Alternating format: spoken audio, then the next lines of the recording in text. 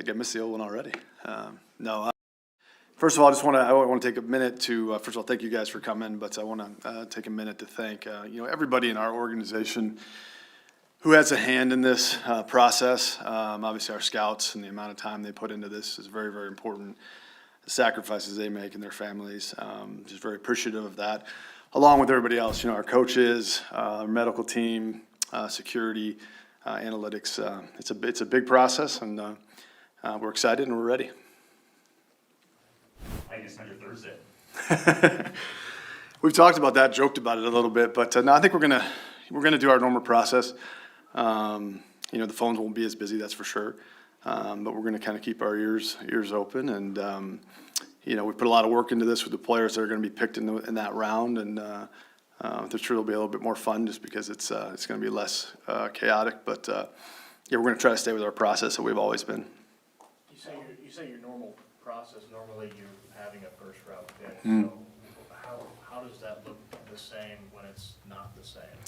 Yeah, well, we'll discuss the players, and we'll be talking through things, whether that's with the individual scouts, whether it's with, Matt, whether it's with our medical people and stuff like that. But it's always interesting how it falls, how it affects every team that picks, the trades that are involved. So we'll follow that process. What happens on Thursday will affect Friday and Saturday. So we'll be in tune with it. And again, like I said, it'll probably be a little different.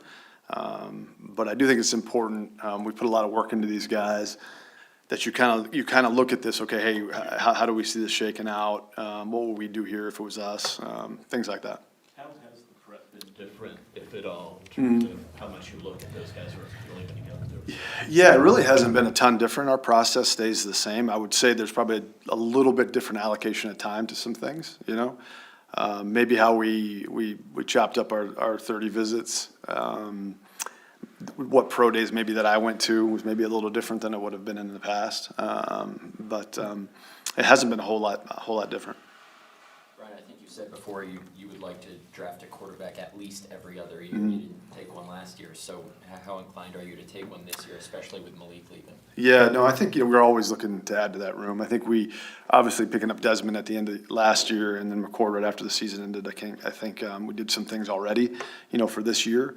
But at the same time, I think I've said this many times. I think it's the most important position of all professional sports, probably the hardest. And so we evaluate that position, every year regardless, very thoroughly.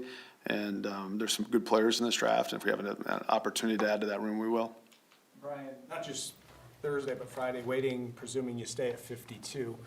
How anxious and antsy do you expect to get waiting that long to do what you've prepared this long to do, and seeing guys fall off the boards? Perhaps the runs go at different positions and then multiple runs at multiple positions before you get to pick. It's always hard watching good players come off the board, particularly ones, obviously, we get to know these guys very well, and when you see them get selected, it's tough. No matter where you're picking, if we end up waiting 51 picks before we pick, that'll be a long time, and hopefully I have the patience and the discipline to do that. But not unlike any other draft, we'll have some players that we'll talk about moving up to go get. I'm sure there'll be some scenarios to move back as well. So, but it's always hard to watch these players we've studied so thoroughly over the last few months and year really to come off and not help the Green Bay Packers right now.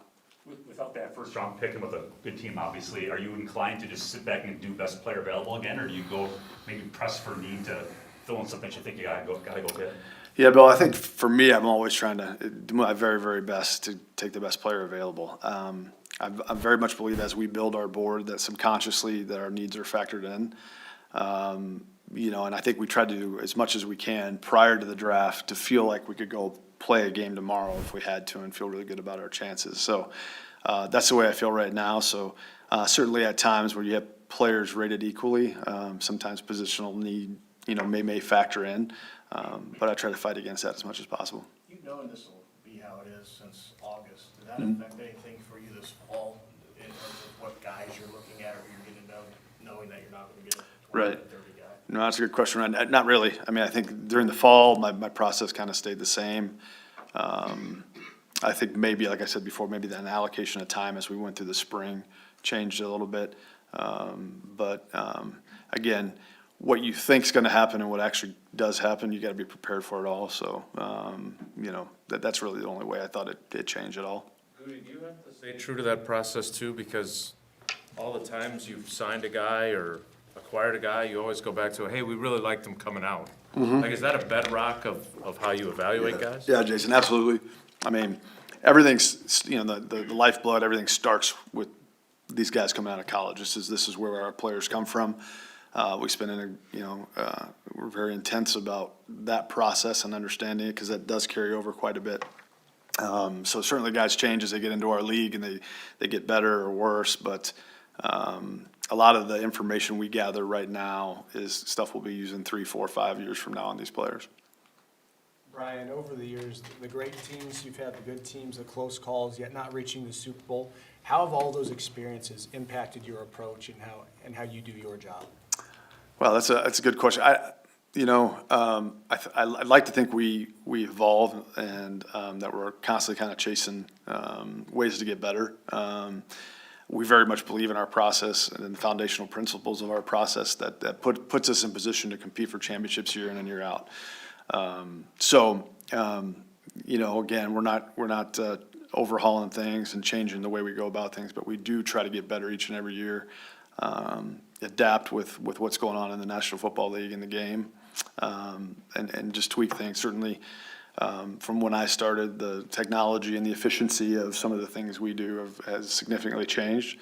But the core principles of how we look at building a football team probably are very, very similar. Brian, do you feel like at 52, if it gets into the 40s and there's somebody you want to go up and get, do you have the ability to move up, in that round? Yeah, I do. I think we do. Again, we're sitting with 8 picks right now. I think, the compensatory formula, we won't know exactly, what we have for next year, but we feel pretty good about the amount of picks we're going to have next year. So I do feel like if the right player were there, that we would be able to go get him. Brian, in addition to not having, the first round pick, I don't believe the organization's had a top 10 pick since 2009. How can you consistently get great talent with what you're doing, and talk about your process and how you consistently find talent? Yeah, certainly picking higher is always better, as far as, finding talent, but I'd rather pick 32 every year, and I think we always, and you guys know, all you gotta do is look back at the drafts. There's good players to be found throughout this draft. There's great players to be found throughout the draft. I think it's something we've been pretty used to around here, and I think that must have been the A.J. Hawk year. I think that's the only year we've been in the top 10, and so it's just, I think we're very accustomed to it. But I will say, this was the first time entering a draft that I can remember that we didn't have a first round pick. There's a couple that we traded out of, so that's been different. But like I said, I wouldn't. The player we got for that pick, I'm good with. From my perspective, what sticks out about this draft class? What makes it distinctive from last couple of years? Yeah, I think, the last couple of drafts, I think it's been this way just because of COVID, because of NIL. There's just a little bit different player that we're getting as far as there's a little bit higher of an age player that we're getting. Players now have an opportunity to go back and play another year for money that they wouldn't have done in the past. I think the young players who are going to go at the top of the draft, I think they're still coming out. I think very few of those guys go back. But I think a lot of the guys that are mid-round to late-round type picks, look at that as a really good option to go back, play, continue to develop, and they can make money at it. So I think there's a lot more 23, 24, and then 25-year-olds kind of in the middle to the lower rounds of the last couple of drafts. We'll probably see a little bit more of that in the next couple of years. But the COVID years kind of is phasing out, so the seventh-year senior is we're getting less of those, which is good. Are there comfort zones for GMs when it comes to drafting early, middle, late, finding talent, finding value? Is there such a thing as a comfort zone for GMs? I don't think so. I think, you're just, to me, it's just about going through the process and feeling comfortable with the players, I think, Ted always used to use a phrase, let's know what we know what we don't know. And I always thought for him that meant that there was, the board was up, but there were certain players in that board he felt very comfortable with and that he knew everything about that player, and there was others that he wasn't, So to me, it's more about the players. The reason I ask is it seems historically you've done some real gems in the middle of the draft. Was first round picks historically have been more hit or miss. I'm just wondering if that might fall more into your strengths with what you've been able to do in those rounds. Yeah, probably a lot of it is the expectations you guys put on those guys at the top, right? You know, that's probably a little bit more of it than anything, but I give my scouting staff a ton of credit. I mean, those guys, they do an amazing job at kind of finding the factors that matter to us with those kind of guys, with those kind of players. And yeah, I think that's probably, if I had anything to pinpoint on that, it would be that. But I do think sometimes, you know, two guys who are equal in production and equal in their careers, if one was drafted in the 4th round and one was drafted in the 1st round, there's a different level of, they both had good careers, but there's a different level of how it's looked at outside of here. How do you look at the expectations of the first round pick? Because there's a different level of compensation too, right?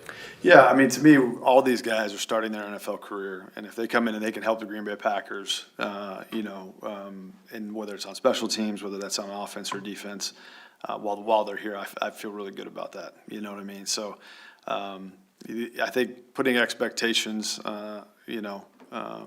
individual expectations on these guys, because the opportunities they're going to receive can be completely different, depending on your team, depending on what's in front of them. So to me, this is about, it's a team game, and if they're helping the team win and chase what we're trying to chase, and then I feel really good about that. Ryan, obviously, it's easier to find surefire, ready-to-play guys, top 5, top 10. You've seemed to take in the first round a lot of years, guys with a lot of upside that maybe can reach that level, but not right away. But not picking till 52. Is there a need this year to make sure you get guys that you think can impact right away and don't need that growth process as much?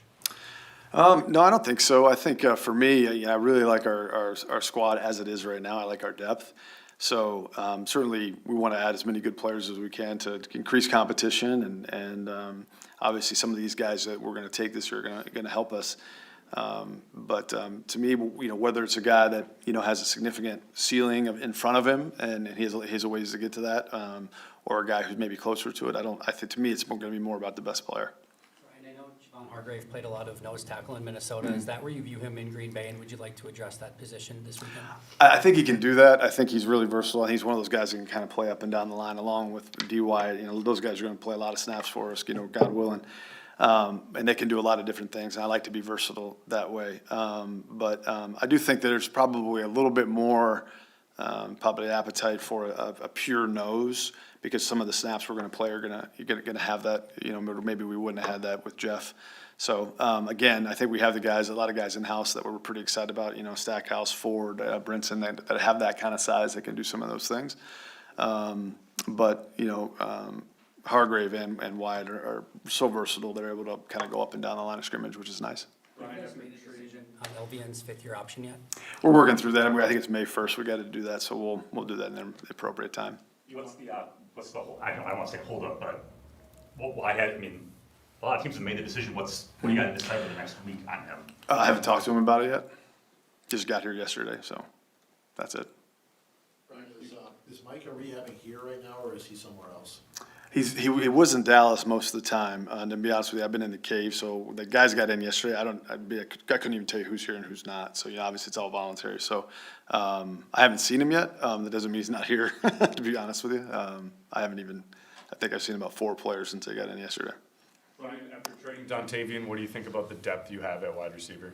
Feel really good about it, and I feel excited about the opportunities that some of these guys are going to get.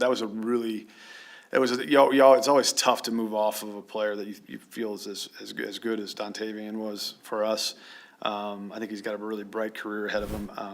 The situation we were kind of in with the amount of players we had in that room, what we're probably going to do in the future, him being in the last year of his contract, it just made a little bit of sense. This year, coming out of the 22 draft class, I think we're lucky enough to have retained a bunch of those guys. But a bunch of those guys signed elsewhere this year too, and we're probably going to get compensatory picks for those players. I don't know for sure if we're going to be able to do that moving forward next year and the year after. So, the ability to get 2 picks for a player that we weren't sure exactly how it was going to fit into our future plans. It just made a lot of sense, and I do think it was good for us, and I think it's going to be good for Dontavian too, because I think you'll see his opportunities increase there as well. Brian, you mentioned thinking about or possibly trading up. Getting those 2 extra picks for Dontavian, just how much more comfortable does that make you feel in possibly giving something up to move up if that chance? Yeah, absolutely. I think that's, I mean, the more picks, that's the reason every GM in the league wants as many as you can, not only because of the players you could select, but the ability to move. And you never like giving them up, but if there's a player in front of you that you know you're going to acquire, it makes it a little bit easier, you know? And so, yeah, I think, we sit with 8 right now. We're looking at 11 plus for next year. So whether, it's in this year's draft, next year's, the ability to move around to acquire the type of players we want to acquire, you have to have those picks to do that. Speaking of next year, Brian, it's supposed to be a really good draft next year. I have no idea. Do you guys scout that far ahead so that you know that we should get a whole bunch of picks Yeah. in 27, for instance? Yeah, that's a very tough thing to predict, because particularly in the world we're living in now, our college scouts who have boots on the ground have a very good feel for that, and certainly they fill me in on what their thoughts are on that. But to be honest, I don't think anybody really knows, but because you never know how that's going to play out next year. But that's kind of the consensus, I think, is people feel that way, and I'm sure everybody's kind of looking at that with a little bit like, hey, the more picks you can have in the future, the better. I mean, that's always a good thing. You mentioned before wanting to find players who are situationally aware, love football, not asking for secrets, but how do you quantify those intangible qualities to make those decisions? No secrets. I think for us, it's really just our guys on the ground and spending time not only with the player, but with the people that have been around that player, and kind of looking at their past history and if they've had those traits and those attributes as they've gone through their college career. I think we've always put a lot of emphasis on that with our scouts as they hit the road and establishing relationships with people so we can get that accurate information. I think I've spoken in here before. It's getting harder and harder because of the transfer portal and the way these guys move around. And I can't give enough credit to our staff and how they've adjusted and adapted to that.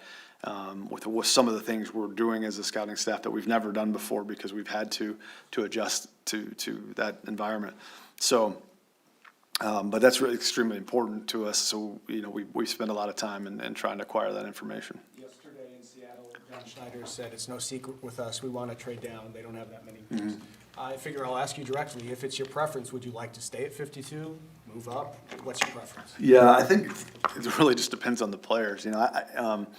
John probably said that because I think he has 4 or maybe 5 picks right now, so I'm sure he's looking to acquire, just like I think, I'm at 8, I'd like to get more, but it really depends on how the board falls, and if the board says, hey, there's players worthy of moving up and taking here, we're gonna do it, and if we really feel good about the numbers we have, we'll move back and try to acquire it, whether it's this year or next year picks, because we feel we have enough players to take, so it really just depends on how it falls. Going back to receiver, the last couple of years, you guys have had a lot of mouths to feed in the passing game, and obviously with the rearranging, losing 2 of those guys, it's fewer. Is that a good thing? I know you don't believe in force feeding a number 1 per se, but you feel like the current makeup of your passing game, your skill set, it is time to kind of funnel those roles more specialized to how they've developed? Yeah, I think there could be some positives from that, and that depends on if you stay healthy, right? So for me, I'd like to have as many of those guys as, many good players as you can, because if you do have injuries, you want guys that are ready to step in and have enough talent to perform. I do think there's something to be said that if you can stay healthy and there's continuity on the field, that you can be much better team late in the season and into the playoffs, because your players have had so many reps in third down, red zone, different things like that, So I think that can help if you stay healthy and then that happens. Last year with Christian kind of missing the first half and Jaden missing certain, I don't know if we ever developed that as much as we probably wanted to. But I'd rather have a bunch of really, really good players and then have the issue of having the mouths to feed more so than not having them. Brian, you mentioned compensatory picks for next year. A, do you expect to get a third for Malik Willis? And then second, with next week sort of being that period where the comp pick formula no longer counts towards free agency, do you expect to be active in that wave of free agency? We'll see. I mean, our roster's pretty heavy right now. I think we're at 74. And so after this draft and the UDFAs that we sign, we'll kind of see where we're at. as far as Malik, a lot of that'll depend on how his season goes and how much he plays, and there's some different things in there. But I'm all for that third-round pick, absolutely. So we're hopeful that the Dolphins he plays a lot and plays well, but we'll see how it shakes out. What do you think of your line? Go ahead. During Ted's reign, you had some really good second-round picks along the way. And then there was kind of a lull where you didn't have so many great ones. And then you got to your place, and then you've had some pretty good second-round picks. Did you learn anything during that? I mean, did your philosophy change at all during that time? What did you learn from, Ted's approach? Yeah, I think it's the process of how we build our board. I think I believe it allows some of that to happen. But I don't know if there's any one thing, Spoon, that like okay, this is something we did differently than anybody else in the league did. You know what I mean? We always talk about Ted and his subterfuge. That's where he'd keep all kinds of guys in the second round that he thought none of us knew that he loved. You know what I mean? That he would do that all the time. But I do think that again, it was a little bit of a different time. But those guys that had spent. That were just really good college football players, really productive, good college football players. Where a lot of those guys tended for us to take in that round, and they were able to produce early and then well for us. So. Brian, have you ever done that at all, as far as the subterfuge of kind of keeping a guy behind, or Yeah. are you guys pretty much an open book in terms of what you? Yeah, not as much as he did, no, but there'll be times where early in the process, maybe you kind of like as you're going through it, you may kind of say, yeah, okay, we're gonna stick him here right now, but I know where he's going eventually. And it's just, I don't think it's not. We keep our board pretty tight. There's not many people that get to see our board through the entire process, so it's not. There's other processes around the National Football League where maybe it's a little bit more open, where you needed to do that. We don't. That's not the way we operate. So probably not nearly as much as Ted. What do you think of your O-line depth, especially after losing Jacobs and Rashid? Yeah. No, I think I feel really good about it. I mean, obviously, we got a couple guys coming off injury. Zach's coming off an injury, and Jacob's coming off an injury. But I really like our starting five. And then I thought Jacob did a really good job in that last game at center. So I feel really good about his ability. And then we're going to get Glover back as well. Dominic Jennings. And Kennard. We brought Kennard back. So I feel really good about our whole group and the competition that's in that room.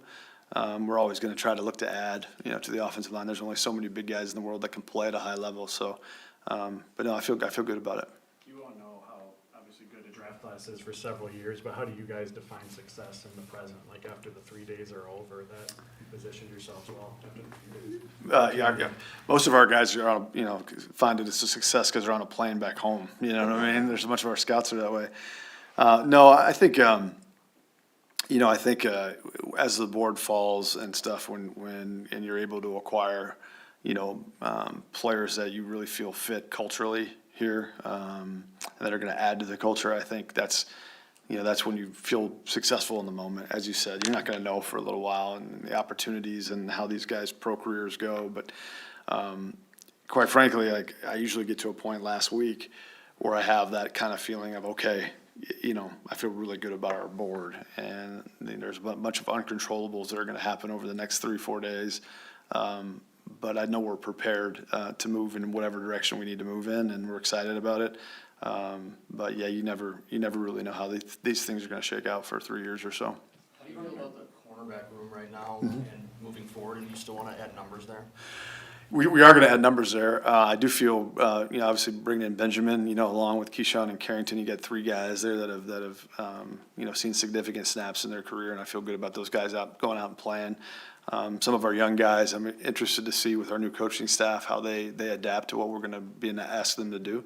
But we do need to add some numbers there. I think that's probably our group from a numbers perspective that, as we sit here today, we're going to need to add the most numbers. So we'll see how that goes.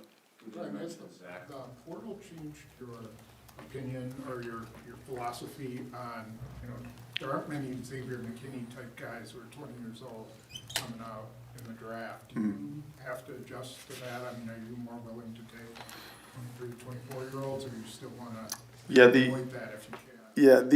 Yeah, Tom, the kind of the players who are gonna go in the first, second round, they tend to still come out. You know, there's 5 or 6 20-year-olds in this draft and a bunch of 21-year-olds. So we're still seeing those guys come out. I think it's more the middle rounds and the late rounds. We have had to adjust kind of a little bit because you're comparing some 21-year-olds with some 26-year-olds, 25-year-olds, okay? And certainly those guys that have played longer and it maybe have developed longer may have some better tape, but a year from now, 2 years from now, how's that gonna look, you know? Certainly, I think if you're picking up high and you're looking, you know, again, to try to like, you know, look out and say this guy's gonna be a second contract guy or longer, when there's not many of those guys to begin with. If a guy's 25, you know, what's he gonna be at that time? But I think you gotta be careful of putting too much stock into that because it's really, you know, it's really more about that 4 to 5 year window when they're under contract for you, you know, coming out, so. You mentioned Zach. We talked so much about not having Micah and not having Tuck. You didn't have him after Denver either.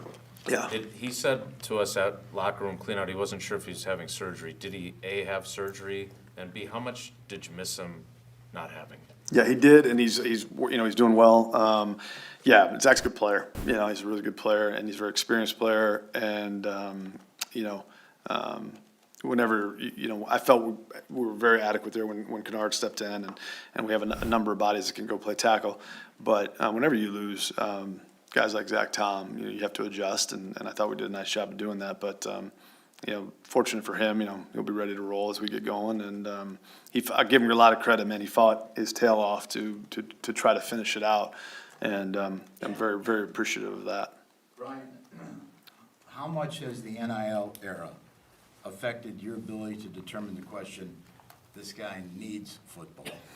And secondly, when's the last time you looked at tape of Matthew Golden before you picked him that night? First question, yeah, I do think, quite frankly, the NIL has exposed some of that with some of these guys earlier maybe than it would have if they weren't making money. We've always really leaned on, you know, tried to lean on guys, trying to find guys that love football, you know, that it's more about, you know, the competition of the game more than anything else, what comes with it. So in some ways, with these guys having the resources they have and us kind of knowing how they're using those resources and what they're doing with it can provide some insight into the guy.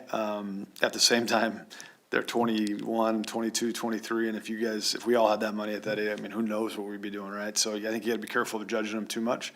But I've always thought, you know, you combine the tape kind of DNA and how they play the game with what we find out about them, will tell you usually, you know, how much they love being out there and how competitive they are, and that's most important.